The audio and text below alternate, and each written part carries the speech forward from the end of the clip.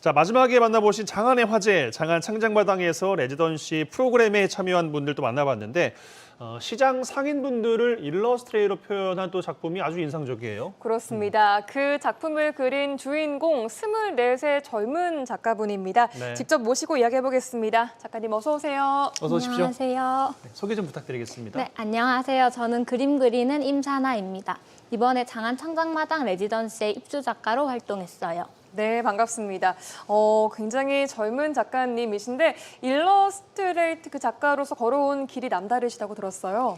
네, 저는 중고등학교를 대안학교를 나왔는데 제가 다닌 고등학교가 이제 디자인을 배울 수 있는 기회가 있어서 거기서 디자인을 배웠었어요. 실력이 좋지는 않았는데 디자인 작업을 하면서도 제가 직접 그림을 그린 소스를 쓰거나 계속 그림 작업하고 연관지어서 작업을 했거든요. 고등학생 네. 때부터? 네. 그래서 학교를 졸업하고는 좀 그림 그리는 일을 더 본격적으로 해보고 싶어서 SI 그림책 학교라는 그림책 학교에서 일러스트레이션을 배우고 이제 그림 작가로 활동하고 있습니다. 네. 그러면 그려오신 시간이 한 6년 정도? 뭐 6, 7년 정도라고 보면 될까요?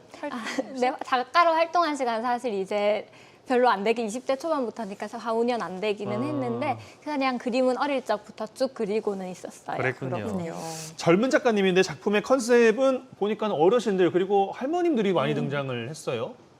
네, 제가 사실 사람을 정말 처음에 그림을 그릴 때 닮게 못 그렸어요. 그래서 어떻게 하면 사람을 닮게 그릴 수 있을까 고민하다가 이제 모델을 저희 할머니를 그리기 시작했어요. 근데 노인분들은 나이 든 이 주름의 흔적이 다 얼굴에 남아있잖아요. 그래서 네. 인상을 캐치하기가 편하고 그리는 게 너무 재밌더라고요. 그리고 마침 때마침 코로나로 저희 할머니를 모셔오면서 할머니를 옆에 두고 이제 그릴 수 있게 됐는데 그러면서 저절로 저희 할머니 이야기를 듣게 됐어요. 근데 저희 할머니가 올해 93세이신데 일제강점기 시대부터 한국전쟁하고 살아있는 한국의 역사를 다 몸소 겪으신 분이셔요. 정말 살아있는 역사책 같은 그런 네. 네. 그래서 그 이야기를 듣고 있으니 할머니 젊었을 때 이제 결혼을 해가지고 밥을 차렸는데 밥에 돌이 나오면 할아버지가 막 밥상을 엎어버린다든지 되게 가부장적인 여성으로서 겪었던 차별이 사실 할머니 시대의 이야기지만 지금 제가 사는 시대와도 이어진다고 생각을 해서 이런 노인 세대의 이야기에 관심을 가지게 돼서 작년에 하동의 레지던시에서 저희 동네 할머니들을 인터뷰하고 초상화를 그리는 작업을 진행했었어요. 오, 그래서 이제 순천에 오셔서도 비슷한 결의 작업을 해왔다고 볼 수 있을 것 같은데 그 중에서도 이번 주제는 순천시장 일기예요. 시장을 배경으로 선택하신 이유가 따로 있을까요? 네, 사실 처음에 순천에 가게 된 게 레지던시를 하기 전에 순천 대학교를 다니는 친구하고 놀러 순천에 왔거든요. 근데 때마침 옷장의 장날이었어요. 그래서 버스를 타고 가는데 이제 버스 정류장에 아랫장이 있고 옷장이 있고 중앙시장이 있는 것도 너무 신기하고 저는 경남 하동 사람인데 하동은 장이 좀 작은 편이라서 장보러 구례를 가거나 다른 지역을 가거든요. 그런데 이제 풍성한 순천의 시장을 보고 아, 너무 멋있다 생각을 했고 또 저는 채식을 하고 제로 웨이스트를 지향하다 보니까 쓰레기 없이 장을 볼 수 있는 이 시장이 좀 마음에 들었었고 전통시장의 풍경은 사실 정겹잖아요. 그리고 요즘은 이제 노량진 수산시장 재개발 문제부터 전통시장이 좀 사라져가는 추세이기도 하니까 이런 풍경을 좀 남겨보면 어떨까 하고 있을 때쯤 순천의 레지던시 공고를 보고 마침 이걸 해보고 싶다 해서 지원서를 쓰게 됐었어요. 물론 평년일 수도 있지만 젊은 분들은 뭐 시장보다는 깔끔한 마트 이런 걸 또 선호하기도 하잖아요. 어렸을 적부터 시장을 좀 많이 다니셨어요, 그러면? 아니요, 저는 어릴 적에는 집에서 그냥 엄마가 해주는 밥 먹으면서 저희 집이 워낙 산골에 있어서 딱히 그럴 기회는 없기는 했는데 오히려 서울에 가서 지낼 때 망원시장에서 장을 보고 좀 그때 환경 문제에 관심을 가질 때여서 그러면서 시장에 관심을 가지게 됐었어요. 그러셨군요. 작품 활동을 이제 위해서 순천의 뭐 전통시장도 자주 다니셨고 세밀하게 또 관찰도 하고 상인분들과 이야기도 또 많이 나눠야 되잖아요. 맞아요. 느낀 점도 좀 많으셨을 것 같습니다. 네, 사실 시장 풍경 자체가 너무 멋있어서 아랫장 갔는데 버스 정류장에 딱 내리자마자 그 도로가부터 전부 다 이제 상인분들이 나와 있으니까 아, 여기가 정말 시장에 왔다 하는 느낌이 물씬 들어서 너무 설렜던 기억이 나고요. 네네. 그리고 또 제가 이제 시장을 다니면서 여름에 레지던시 여름부터 시작을 해가지고 더운 여름에 자료 사진 찍는다고 카메라 들고 물건을 사지도 않으면서 찍어도 되냐고 허락을 받고 다니니까 너무 또 죄송스럽기도 해서 좀 약국에서 영양제 같은 걸 사가지고 선물로 드리면서 그렇게 찍고 다녔고요. 네. 그래서 이제 제 작업은 저한테 중요하지 사실 상인분들한테 피해가 안 가게 작업을 하고 싶어가지고 이렇게 좀 사먹기도 하고 그러면서 지냈었어요. 재미있는 에피소드도 좀 있을 것 같아요. 이 상인분은 제가 시장에서 만난 분 중 한 분인데 제가 네. 사진을 찍고 다니니까 왜 찍냐고 물어보시는 거예요. 네. 그러니까 그림을 그리는 자료가 필요해서 사진을 찍는다니까 자기 딸도 그림을 그린다면서 오, 애니메이션 마침. 한다면서. 네. 그래서 사진 찍고 다니는 걸 도와주시겠다고 해서 네. 자기 친구들한테 시장 곳곳에 시장에 오래 장사를 해오신 분이니까 자기 나와발인 거예요. 거기서. 그래서 여기저기 전문 다 용어로, 네. 다니면서 나도 네. 찍혔으니까 너도 찍어 하면서 친구분하고 이야기도 나누시고 사진도 찍으라고 도와주셔가지고 정말 감사했던 기억이 있어요. 근데 처음 보는 사이인데 어떻게 이렇게 선뜻 도움을 주실 그러게요. 수 있는지 나도 언젠가 저런 마음씨를 가져야겠다 했던 분이고 이분은 어떤 분이십니까? 이분은 제가 시장의 명필이라고 부르는 분 중 한 명필? 분인데 네. 글씨가 너무 예쁘신 거예요. 시장에 오. 가면 박스에 막 5,000원, 10,000원 가격 이렇게 표기를 해놓잖아요. 네. 근데 그 글씨가 너무 정갈하고 예쁘셔서 저절로 자리에 멈춰서가지고 글씨 너무 예쁘세요 하고 말을 걸게 됐거든요. 네네. 그러니까 장사를 잘하려면 글씨를 예쁘게 써야 한다 이렇게 대답을 했어요. 아, 이게 진짜 다 잘 직접 쓰신 쓰시네요. 거구나. 그래서 제가 이제 너무 궁금해서 어떻게 장사를 하게 되셨는지랑 그런 이야기를 물어보니까 선뜻 이야기를 해주셨어요. 이분은 68년도부터 이제 제대를 하고 나서 그 당시에 양계 쪽 일을 하면 중농 정도는 될 수 있다. 그런 말이 돌아가지고 닭을 직접 키우시면서 이제 양계 일을 하시면서 계란을 하셨는데 그러면서 그 당시에 자전거로 광양의 토종 계란을 2,000개씩 순천시장까지 오가면서 그렇게 자전거로? 장사를, 네, 자전거로.